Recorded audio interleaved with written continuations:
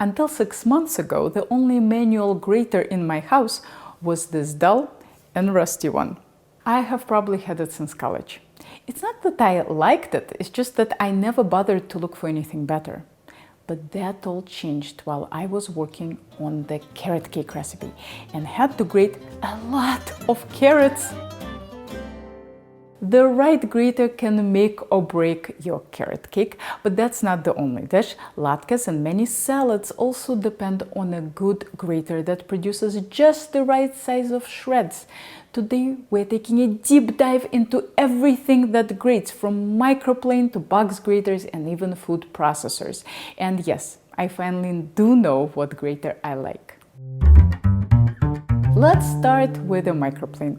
That's the grater that I use daily. You probably have one. If not, you should get one. It's the best fine grater. I use it for citrus zest, ginger, parmesan, nutmeg, and garlic. The garlic that it produces is perfectly smooth, like baby food. In many dishes, that's a very important component, and it's called mashed garlic. The garlic you get from a garlic press is great in dishes that ask for minced garlic, but it's very different from mashed garlic. If you need garlic for mayo, salad dressing, or a marinade, you need it to be perfectly smooth, and that's the task that a microplane grater does beautifully. Since there is no way to sharpen a microplane, it's a good idea to buy a new one every couple of years if you use it as frequently as I use mine. Normally I buy the same one with a hard black handle, but last time I was tempted by this colorful pretty handle and paid a few extra dollars for it. That was a big mistake. It grates just fine, but is a nightmare to wash. It traps the water inside the handle when you wash it. Even after drying vertically overnight, it still drips all over my kitchen drawer when I put it away. So don't make the same mistake and get yourself a microplane classic. The reason that it took me so long to research box graters is that I rarely used mine. My old KitchenAid food processor had a grating disc that produced the kind of size I was expecting from the large holes of a box grater. But when I replaced it with a Cuisinart, I learned that there is no standard large hole size for grating discs. The Cuisinart holes are a lot larger and produce what looks almost like a julienne. You can buy a fine grating disc for about $30, but I decided not to bother. If I am making a coleslaw, a processor might be worth it, but most of the time it's faster to use a box grater than to wash a processor. Box graters are funny. Have you noticed that there is only one usable side, or at most two? I mean, who uses this or this? So when Cooks Illustrated recommended a grater that wasn't a box, I was sold.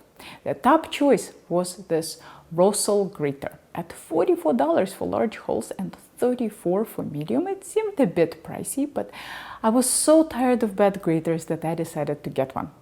The large hole seemed very big to me, so I got the medium. Size-wise, the medium is great, but in terms of ease of use, this grater is disappointing.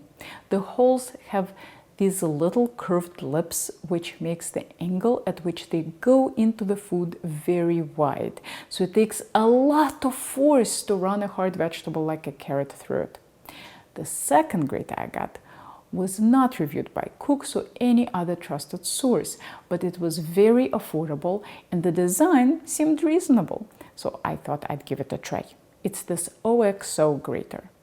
It has two sides, big and small. You can stand it up like a box grater, but I prefer to get rid of all the unnecessary parts and use it like this.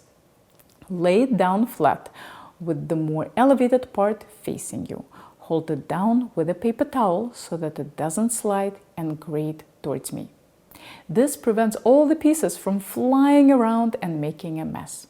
It also allows me to apply more force since I'm pressing straight down on the holes.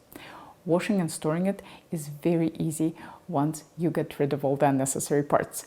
Of course, there are many ways to use it, so you can experiment and see what works for you.